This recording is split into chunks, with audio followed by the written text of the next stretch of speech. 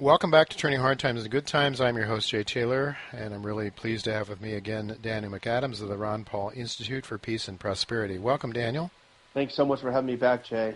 Always good to talk to you, although the topic matter is very concerning most of the time because our government is very aggressive in what it's doing overseas. It seems not to have paid too much attention to the Constitution of the United States, the ideas of our founding fathers for a limited government.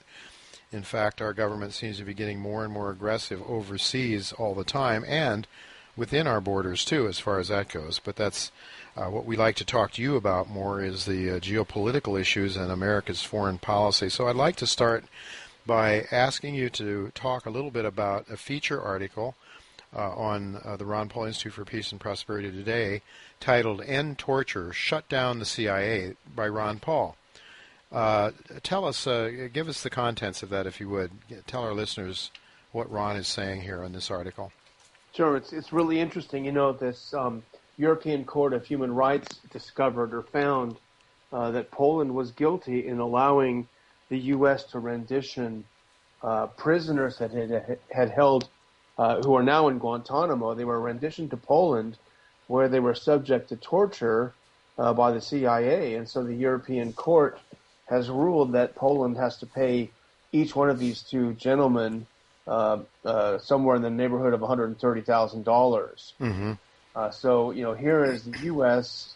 sending prisoners to Poland so that they can be tortured and then ending up in Guantanamo. It's pretty shocking stuff. Well, how can they? What difference does it make? We've tortured people in Guantanamo as well. That's true. That's absolutely true. But this is the first time that a European country has been found to be collaborating with the U.S. when it comes to torture, and there may well be plenty of others. You know, I've never mentioned this at all, Jay, but I can tell you for the first time once when I was working in Dr. Paul's office, I received a telephone call from someone, and I won't say the country because this person sounded very afraid, but from one of the East European countries, and he was a senior military official, and he said, I need to blow the whistle on a secret facility that the U.S. is setting up in my country that's being used as a torture facility. And, at the time, to be honest, Jay, and I'm ashamed of it now, I honestly didn't know what to tell them to do. I couldn't tell them to go to the authorities. You know, yeah. But that always stuck with me that Poland isn't the only one. There were most likely many others. So this is a significant decision by the European Court. And what Dr. Paul wrote about in his column this week was he put that together with this impending release of the Senate Intelligence Committee staff's 6,500-page study on the torture practices of the CIA. Which these two things are very, very closely related. And the Senate Intelligence Committee report is supposed to come out in a redacted form, I think in the very near future. And the CIA is in a panic over what might be in that report. As Dr. Paul notes, they're in such a panic that even, if you remember last year, they were tapping into the computers of the Senate Intelligence Committee. Yeah. So talk about a separation of powers problem. That's right. It. Yeah. Oh, that's really frightening. But, you know, getting back to the European Court decision, Daniel, I don't think Americans are hearing about this at all. No, they're not. And to the extent that they do hear about it, the Obama administration says, as Dr. Paul pointed out in his column, well, we stopped doing that in 2009. That's all ancient history. Nothing to see here. Let's move on. Yeah. And Dr. Paul points out, let's hope that's true. However, this is the same administration that claims the right to conduct a drone strike on Americans overseas without trial, without charge. So when it comes down the line of torture, you know, being killed by a drone is probably right up there too. Yeah, I would say so. But all I can say to that with Mr. Obama is, liar, liar, your pants are on fire. Yeah. Because, I mean, and it's just not him. It's previous presidents just lied through their teeth for all kinds of reasons. I mean, all kinds of claims, right? Dr. Paul talks about that in the show. George Tenet appeared on 60 Minutes angrily telling the program host that we don't torture people. And then the photos came out later showing that, in fact, America was torturing people in Guantanamo. So, I can't remember the name of the movie, but my wife and I recently saw a movie of in a Malaysian prison, and extremely horrible conditions.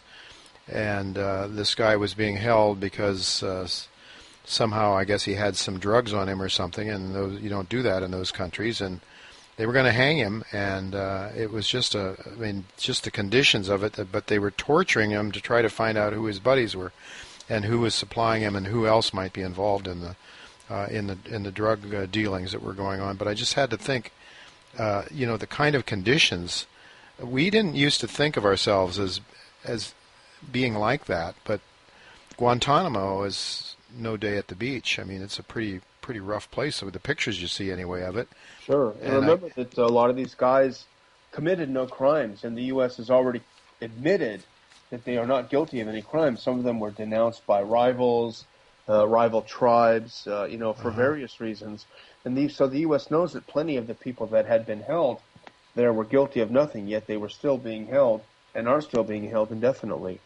We've got laws on our books here called hate crimes. Can you imagine somebody that's being falsely accused, or even if they're of sympathy with Al-Qaeda or whoever, who, by the way, we seem to be in bed with anyway, half the time, and supporting them in many ways. But can you imagine somebody not feeling some hatred for the United States if they were abused like that? I mean, can you imagine hate crimes? Daniel, if I have the wrong thought or I dislike somebody, that makes me a criminal if I speak out about it, right? Yeah. Whatever happened to First Amendment rights, I don't know. Yeah, absolutely. Well, certainly the torture of people in places like Guantanamo is doing nothing to make us safe. That's one thing we can agree on. It's doing nothing to make us safe, right? No, on the contrary. On the contrary, the blowback idea. And why is that so darn hard for Americans to understand? I don't know. I can't, for the life of me, is our propaganda machinery so effective, or are Americans so stupid? Well, I had the unenviable situation today where I had to get my car checked out, and I have to confess I don't watch a lot of television news, CNN or anything, because I think it's just so annoying, and it just seems to dumb me down if I watch it. But I had to sit there and wait for them to fix my car, and CNN was on, and I honestly, Americans are being shoveled this garbage 24/7. It's no wonder that that they're so confused. It is a wonder that when you see poll after poll, more and more Americans are against intervention, because they're sure getting shoveled a lot of pro-intervention nonsense. It's 24/7. Putin is the new Hitler. Russia's ready to invade. Right. And Daniel, the things that are being said, though, from your work, that they're absolutely untrue, or at least if they are true, there's certainly it's more just a guess or an allegation rather than any kind of backing for it to a great extent. Isn't that the case? What's worse than that, it's just a bumper sticker. I mean, we see it over and over again.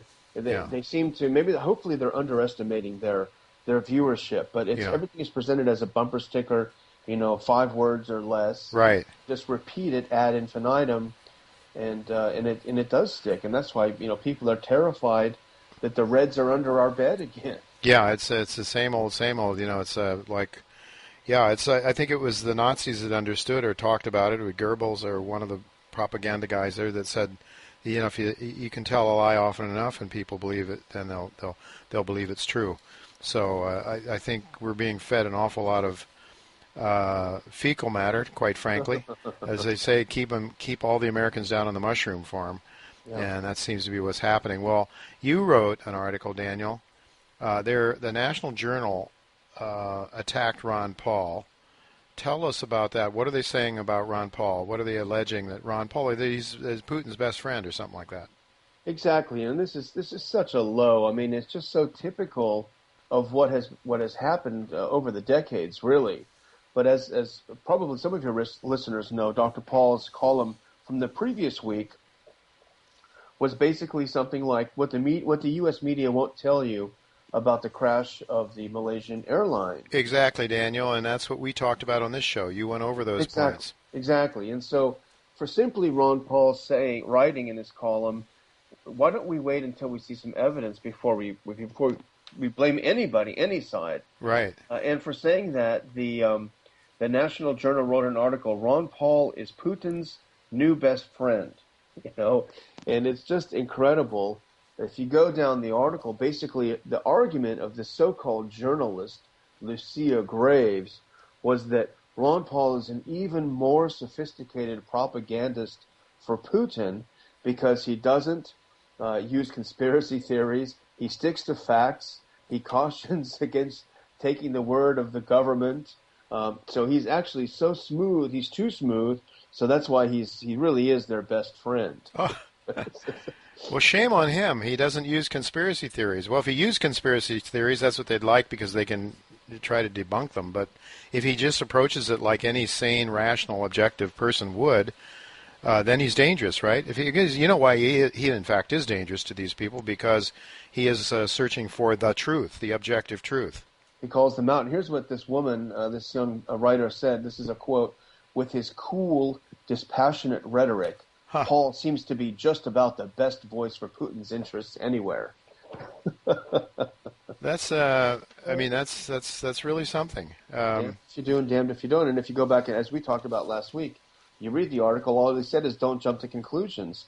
And since we discussed that, we have seen really the case, the U.S. case that it was Russia or Russian-backed rebels has certainly, I would say, at the least, it has stalled. At the worst, it has fallen flat on its face. Right. We're no further ahead a week later than we were a week ago. Yeah. Well, it's incredible, the media and what is being said, how people are trying to spin the truth. You sort of were asking the question, given all the falsehoods and the propaganda, the over and over and over again, same old, you were saying there's really not much of a mystery as to why more and more people are abandoning the mainstream. I think a lot of it has to do with a younger population that just simply doesn't like television. They like the freedom of the internet.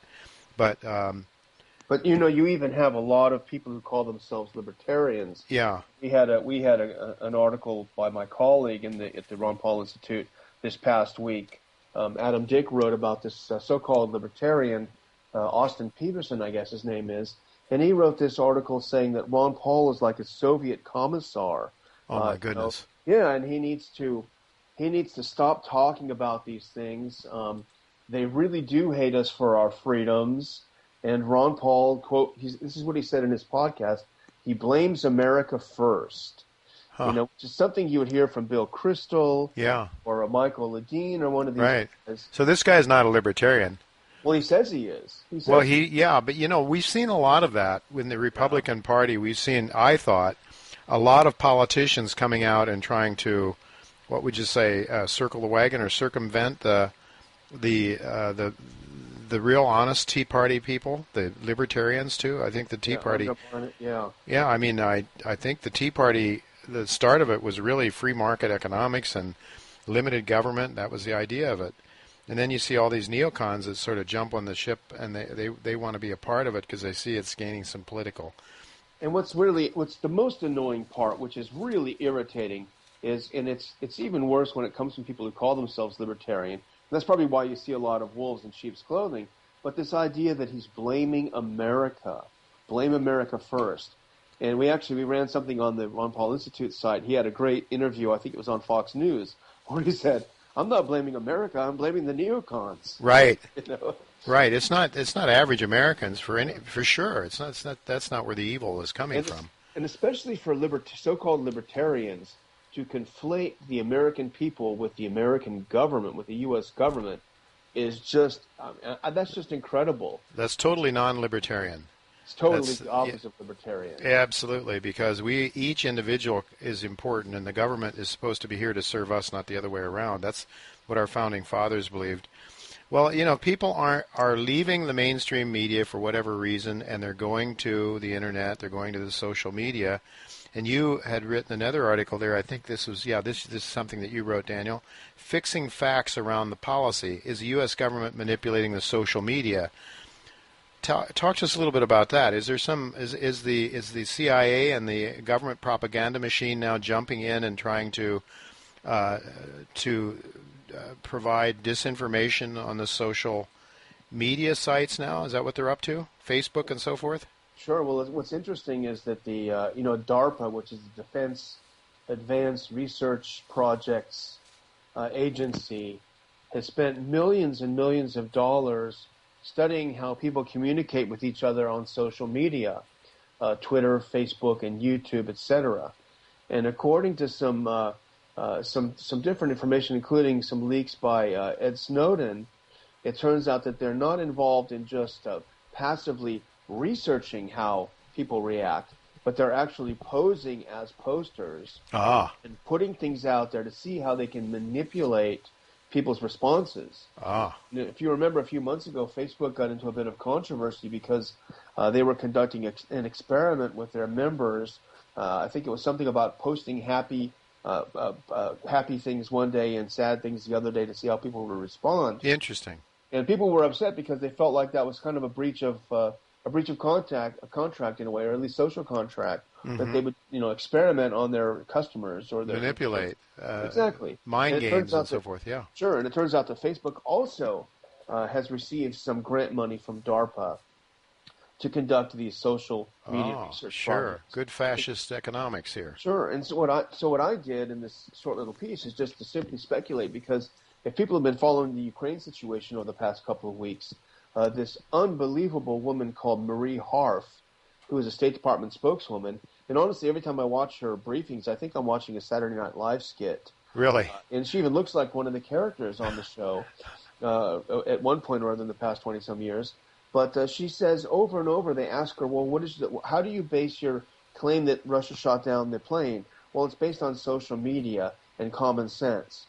And how do you base your claim that Russia is moving heavy weaponry into Ukraine? Well, we saw some things on social media. Yeah. And so if you put the two of them together, that the U.S. Pentagon and U.S. government is doing so much research on how to manipulate social media, and then at the same time they say, well, we're getting this information from social media. Yeah. It's like a light goes on. Yeah.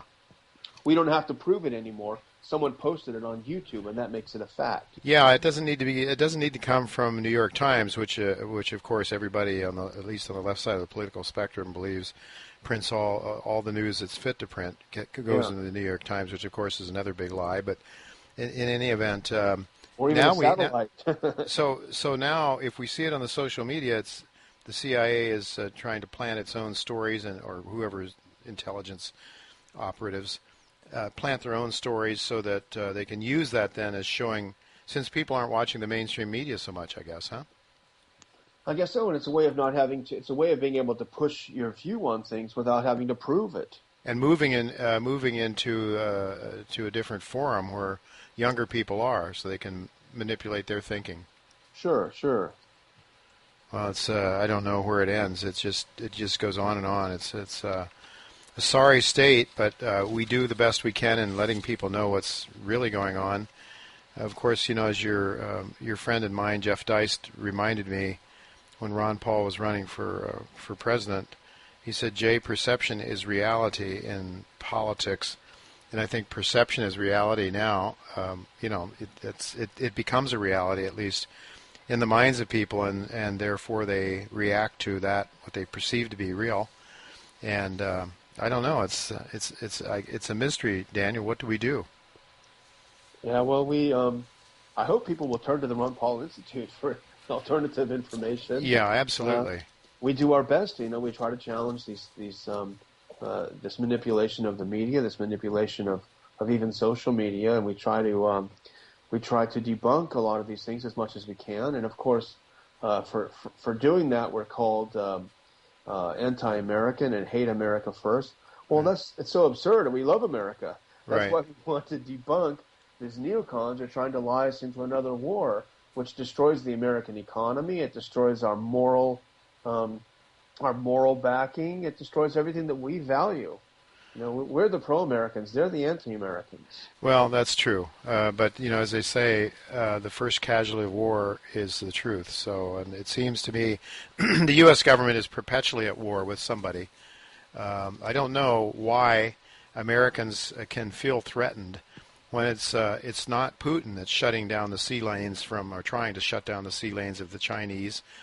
It's not it's not Putin that's invading Mexico. coming to the United States through Mexico, as we are in the Ukraine. So I don't know, but it's it's a game that's being played by some very powerful interests, and all we can do is keep trying to speak the truth, Daniel. And I know that's what Ron Paul's about, and that's what the Ron Paul Institute is about. And I would say to people listening out there, listening to this show, think about contributing to the Ron Paul Institute for Peace and Prosperity. Go there. There's if you go to the Institute's website, there's a place and a way to do that. So I would encourage listeners who really feel that they want to support Daniel and Ron Paul and the other people that are there. As Daniel has explained to me, they run on a shoestring budget right now. They're putting out an awful lot of material, but we can do a lot more. They can do an awful lot more, I think, probably if they have more money to get the story out to more people and to publicize what they're doing more. So, Daniel, I want to thank you again very much for coming on the show and helping us understand what's really going on, as opposed to the stories we're given in the mainstream press day in and day out. Well, thank you so much for having me on, Jay, and thank you so much for your kind words. Look to talk to you again next week. Thank you, Daniel. Thanks.